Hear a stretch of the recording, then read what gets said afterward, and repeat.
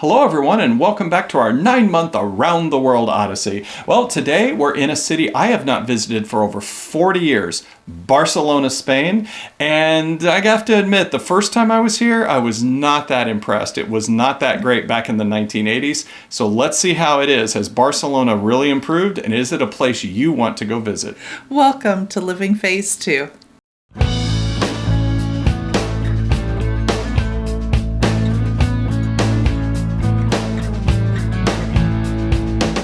Hi, I'm Mike. And I'm Nancy, and we're empty nesters striving to live life to the fullest. And we are living that full life, going around the world for 9 months on Royal Caribbean's ultimate world cruise. Well, we are, but we're home. We're back in Wait a minute, Michigan. we're in Barcelona, but we're home. How is that working out? Well, folks, so we have recorded all our on-site video, all our tours. We got all of that stored away. And so now all we're doing is getting the final editing done. We mentioned that in some previous videos that we'd catch up on that as we got home. And that's what we're doing here. So fear not, everything you're seeing is actually from our tour. All we're doing is the descriptive part, editing in now that we're back here in Michigan. So we hope you to continue to follow along and continue to enjoy this journey, because we've now got 1 quarter left. We just finished the 3rd segment and going into the 4th segment. We did, and the 4th segment was busy. Port, which is why we just didn't have time to do all the recording and editing while we were on the ship. So where are we at today? Okay. Today is our first day in Barcelona. Now, friends, this is day 212. Barcelona is located on the northeast corner of Spain. It's a business and cultural European hub here. It's the capital of Catalonia, and it's the second most populated city in Spain with 1.6 million people. Right. And as mentioned, we've talked about this a little bit, and you're probably going to hear a little more about this. When I was 18 years old, I went with some friends and backpacked across Europe for almost 3 months. And so you're going to see some of the sights, and you'll probably see some flashback photos. Here's one of them when I was 18 here in Barcelona. And I have to admit, when I was here before, Barcelona was absolutely not the city it is today. Much more crime, much more problems, just crowded. It was not a clean city back in the 80s. And so that was kind of my impression coming into Barcelona. You were really not looking forward to Barcelona. No, I wasn't. I will give you a little spoiler alert, though. I'm completely turned around, 180 degrees on Barcelona. This was an amazing stop. And we usually ask this at the end, but I can't wait to come back. So let's talk about our day today and what we did. Okay. Right? Well, we took a private tour, right? We did. It was through a private company called Barcelona Day Tours. And this was a really exciting tour because the first thing we were going to do is go to Montserrat. So we got off the ship and we boarded our bus, and it took us through this beautiful winding roads. It was just spectacular, the views that we got to see on our way up to Montserrat. Right. And then once you get the view of Montserrat, by the way, Montserrat means serrated mountain. It's Montserrat. And you can see the jagged edges. And the reason you go to Montserrat is for the abbey that's up there and the basilica that's up there. And I had no idea about this. I mean, I was learning as we went about Montserrat, and that's what's so great about travel. This was a wonderful place. It was. In fact, we've said we could easily have spent 2 days there. There was really so much to see and do. There's a cable car and a funicular. There's lots of hiking. There's what they call a rosary road. There's the Walk of Jesus is there. So there's many things. There's a museum. There's movies. Lots to do. And up on the mountain, there actually are 2 hotels that you can stay at. So you can stay right up at Montserrat. Well, let's talk about, we only had a few hours up there. This was just part of our day tour. Right. Again, sampler platter is the theme of the entire Ultimate World Cruise.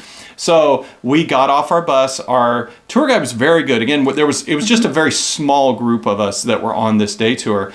And she just pointed us in the right direction, kind of walked us around, told us what was where, and kind of guided us a little bit and then let us go on our own. So the first thing we did is we walked up and we started to go to the Basílica. And inside the Basílica here at the Abbey, one of the reasons it's so famous is the Black Madonna.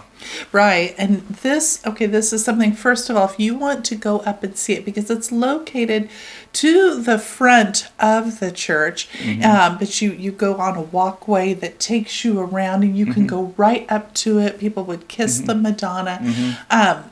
But you have to get your tickets in advance. You need to make a reservation. Right. And unfortunately, that's not anything that anyone on our tour had done. And so we weren't able to do that. But, we sat in the church and we had a lovely view of it. And we were able to kind of zoom in with the camera and really get a good picture. And just be aware, even if you have tickets, the line still can be quite long. So that is something you need to dedicate time to go do. It can take 1 to 2 hours to stand in line to go up over the altar to the back and then back down and around. So it was nice getting to see it. I think it's one of those cases that's amazing where you can say it gives us a reason to come back. We say that in a lot of places around the world, right? Well, one of the most moving things I saw in the Basilica was a very unusual but moving crucifix. It was. Now, this crucifix here was made by Josep Maria Subirachs, and I hope I'm pronouncing that right. And fun fact here, the one who designed this crucifix was commissioned to do the Passion facade on the Sagrada Familia, which you're going to see in a little bit. Look, what's so fascinating about this crucifix is it's kind of done in the negative, in the reverse. So it's an indented image of Christ's face and his hands and his feet, and the face is illuminated. The eyes kind of follow you from one side of the church to the other, and just moving. Something like you've just never seen before. Yes. You've seen thousands of crucifixes over our life and just never seen one like this. And I think that having something different like this really makes it even more special. I agree. So, well, then we went out and walked through the other areas. Again, we only had, this was just part of our day tour, so we didn't have a lot of time, but we did go to... We lit a candle. Oh, that's right. Well, on the way out, We did. So this was an interesting place because there were thousands of candles here, and so it was quite beautiful, again quite moving. We lit a candle for our family and our future grandbaby to be, and that was very special. Yeah, so it's very easy to do this. In fact, it's funny, the candles are only a couple of euros, and they even have tap to pay, so you can pay for a candle and then take it up, and it's really it's something that you do when you go to the Abbey of Montserrat. And then after that, we did go and stop at a movie that was a presentation on the Abbey, on the history of Montserrat. And that was really neat because it was kind of I want to say 3D, but it was kind of almost a virtual reality. It was like the whole room was, different parts of the room were lit up. Projections onto different parts of the room. That was very interesting, and I think even children would enjoy watching this. Yeah. They'd be fascinated with it. Well, then we had to start heading back to our bus, and on the way, one of the things that's very famous, again, in the area of Montserrat, and these mountains around the area of Barcelona, is the cheese. Well, right. So there's these farmers that have little tents set up along the road that as we were walking to go to our bus, and they would sell these cheese cones. Now the cheese is made from sheep's milk, goat's milk, cow's milk, and so there's various flavors of cheese in these cheese cones, and it was quite yummy, really. It was very good, actually. Yeah, so don't miss out on that. They have cheese, honey, different breads, all of it just spectacular. So don't miss out on that as you're walking by those vendors. And by the way, free samples. It's like Costco. So you can go and they will give out samples as you're going along, and then feel free to purchase some if you want. Absolutely. Well, we got back on our bus, and as the bus is driving back to Barcelona, we actually went pretty close to the dock where our ship was, so we were able to get some views of the ship. But we went to a park, Park del Mirador del Pobl. Yeah. Oh, please forgive my mispronunciation. We love when everyone comments, please don't talk about our Spanish because it's horrible. So we're doing the best we can. Yeah, we're doing the best we can. But this was it had a beautiful terrace with overlooks of the city. We could see the palace. We could see the structures of the city. And it was really, really quite lovely. Yeah, it was. And this is really where my opinion of Barcelona was really starting to change. You could see the city. You could see it wasn't as just to be blunt, as dirty and just crowded and just not pretty of a city as it was back in the 1980s.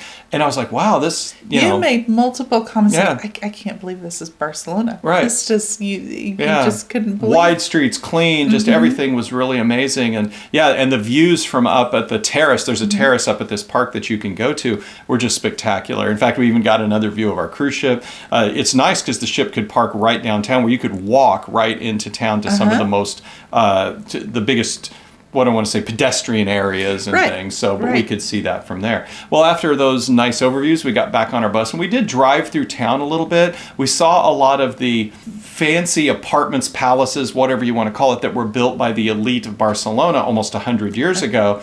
And, it was almost like the elite of Barcelona were all in a competition who could build the fanciest, best house. And in fact, Gaudi, who we're going to see here very shortly at the Sagrada Família, he built one as well, and you can see that one. The interesting part about this is, you always hear about a man ahead of his time. Gaudi was not appreciated in his time, and this particular apartment was seen as ugly and weird and just, who would ever live here? But now we look at it, and it is one of the most historic and amazing buildings ever produced. So we went to the next major Gaudi attraction, which was Park Güell. Now, how is Güell spelled? It's like G-U-E-L-L. Yeah. So it looks like Park Güell or something, but it's Park Güell is how it's pronounced. And this was amazing. So Gaudi had this vision of building a community of very elite homes, that would overlook the city on this hillside. And so he went with some investors, set this up as basically what we would call today in the United States a planned unit development. It is a fancy community, a gated community. For the ultra-rich there. But once again, like we said, Gaudi's vision and his style of the day were not really appreciated as much. And in addition to that, where Park Güell is located is up on a hill kind of outside the center of town. Well, the ultra wealthy in those times, they wanted to see and be seen, right? They wanted their houses right downtown. And to tell them to go build a really fancy Gaudi house up in the hills, that's not what they wanted. So they spent all this invested money building all the infrastructure, but then only 2 houses were ever there. One was already there existing. Gaudi remodeled that one, and then he built a house for a lawyer friend of his. And those were the only 2 that were ever built in this housing development. So it failed, but that failure has become one of the greatest city parks in the world. Well, he had built a lot of the infrastructure. So he had built this incredible cistern, which you can go up on top, and there's benches and tile that's just phenomenal, and sit up there, and you can go under the cistern, and there's tile up on the ceiling, and just absolutely stunning. Right. The walkways are like caves. He built it to look natural and to form like the rock. And you walk through these areas that, again, unlike anything else you've ever seen. And then it's a blend of this natural, almost with the fantastic. And you look at the main entrance to Park Güell and the staircases going up and around, and then even the guard gate, right? It looks like a fairy tale castle or a gingerbread house, and he's just has this imagination, and it's just quite amazing when you see all of this. You can spend hours and hours wandering through Park Güell. So make sure you leave yourself plenty of time to go and wander and really explore. Appreciate it. Right. So I got a little fun story here. My mother would say something that if I would do something that was kind of outlandish or create something, she'd say, "Oh, that's so gaudy. That's so gaudy looking." And I didn't know who that was. I didn't know where that phrase came from, but I know now. And now it's like, well, if she would say that to me today, I'd be something, well, it'd be, thank you, Mom. Yeah. I really appreciate that. That's a compliment, because Gaudi was just, his architecture, it's someone that I truly appreciate. And sometimes I don't appreciate all the architecture, different people's artistic vision, but his I did. Yeah, it was quite amazing. And I knew he designed and was building Sagrada Familia, but all the other things that he worked on and the impact he had on the world, we're really learning as part of this tour. So yeah, it's been a Gaudi day today, hasn't it? Been. Well, leaving one Gaudi structure to another, we headed to the Sagrada Familia. So this has probably been the most spectacular man-made structure that I saw on the world cruise, or at least it's in the top 3. Yeah, I would agree. It's quite stunning. And looking back to 40 years ago, I did see it at that time. And it is, in 40 years, it has progressed amazingly. Now, one of the things that's interesting is they finally kind of have a way to fund the church. Back when I was there, you literally had people with tin cans standing out front as you would go inside the church. And they were like, can we have a donation? Can we have a donation? And because everything, this entire church is private funding. It's not funded by the state. So when you're paying your entrance fee to get in, which we'll cover those in a second, that's all going to the workers, it's going to the materials, it's going to build this and finish Sagrada Familia, which has been under construction for well over 100 years. So that's why you're paying those entrance fees, and that's also why it's allowing them to accelerate getting it done. So now, speaking of those entrance fees, I think you have them there, right? I do. So admission prices were 26 euros just for the basic entrance fee. That is what we did. They had 30 euros you could get a guide, and 40 euros would take you up into the tower. But we did the 26 euros. There's an app that you can download onto your phone. So pro tip, have your phone there, have that app downloaded. And your earbuds. In your earbuds, yes. And it will tell you all the different stops to make, and it explains everything that you're looking. It was just fascinating. They'll be like, oh, look at here at this entrance, you've got a crow, and that means this. Or on one of the sides, there was like a magic square, and you wouldn't know what all that is unless you were actually listening. There's so much symbolism in there everything. Is. And There is. It describes was just all of fascinating. And the app, don't forget, has a virtual reality mode. Oh, and it in does. certain places Yes. in the church, you can put it up, and it will show you either what it's going to look like when it's done, or it'll give you, it'll show you a view up above the nave that you can't see from down below, and on your phone then it projects and shows what it looks like up there. So the app is definitely, it's free to download, and then you can use it with your admission, and again, don't forget those earbuds, because it can be rather noisy in there, and of course it's a church, you do want to keep it quiet. Speaking of it being a church, it was actually only consecrated as a church in 2010 by Pope Benedict. Yes. Yeah, which is interesting because it's been under construction for over 100 years. And so they now do hold Mass once a week at 9 a.m. on Sundays. And basically, you can go into the church until the church is full. So if you do want to attend Mass at the Sagrada Familia, go very early. You're going to be away, and go in, and then you can do it that one time a week. Well, let's talk about the facades here. There's 2 facades. The first one is the Nativity facade. It's the birth of Jesus. It really is almost Christmas-like. It's very magical, very intricate, just so much to see in that facade. Yeah, and that one was actually designed by Gaudi versus the Passion facade, which is on the opposite side of the church. And that one was, again, we mentioned this earlier, a little callback here. That one was designed by Josep Subirachs, and the person that did the crucifix we talked about up in Montserrat. And the interesting part about Gaudi is he did the overall design, but then he wanted any of the artists that followed after him to be able to express their own style. Gaudi did the overall design, yes. Within the framework of what Gaudi did of the overall church. And so Subirachs is very different. It's very blocky. It's his own style. But that's sort of reminiscent of the Passion. Right. And it's very moving when you look at the steps. Basically, it's like the Stations of the Cross going all the way up the facade, and it is very, very moving the way Subirachs did it. And of course you've got to walk around all the other. There's all kinds of hidden little things, like a fruit at the top of the spires, and things that Gaudi put all over the place, and everything is full of symbolism.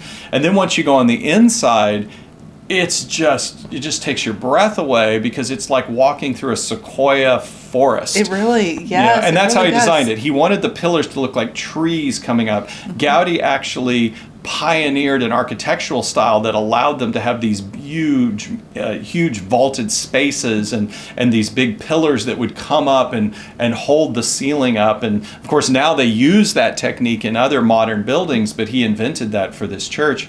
It's just incredible. I mean, we could go on, but you've seen all the pictures that we've talked about here. It is a do not miss when you go to Barcelona. You have to come and tour the Sagrada Familia. Well, we wrapped up our touring there at Sagrada Familia, and it's getting later in the afternoon. We've been running all day, so we're a bit hungry. And what do you eat when you're in Barcelona? Well, you have tapas and sangria. Right. So we stopped at a place called El Porrox. I hope I'm pronouncing it right. Yeah. And we had 6 tapas and sangria for a set price, and it was good. Yeah, it was good. I would say the tapas were good, but not great tapas. Not the best I've had. I felt like, again, you're right there in a tourist area. I felt like it maybe wasn't the best tapas, but it wasn't, for the price, it wasn't bad. Now, a little fun fact about this place, it was literally right outside where the main entrance to Sagrada Familia is going to eventually be. Mm-hmm. They say that that's going to happen around 2034, somewhere in there. And that land was always owned by the church. And then at some point, the city requested them to be able to build buildings on it, to not just have the land sitting there vacant. The church allowed it, but said, okay, but when we're ready to build here, these buildings are getting torn down and everybody has to leave. Well, now they're ready to do that. And guess what?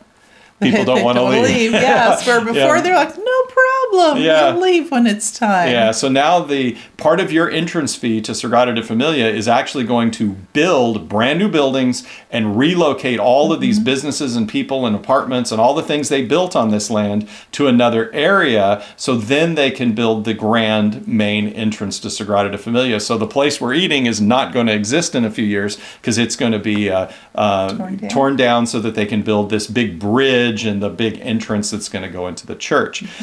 After we finished up our tapas there across from Sagrada Familia, well, it's tapas. We wanted to try a couple different places here in Barcelona. So we went ahead, I did some research, and I found another one that looked very interesting, and that was? That was La Alcoba Azul. Right, and, right. Oh, this was good tapas. Now this was good tapas. This was absolutely excellent. I mean, you can see the layout of the tapas, everything that was there. Much more traditional. It's like a cave when you get in there. It's very dark. And this is what you would think of as a Barcelona hole-in-the-wall tapas place.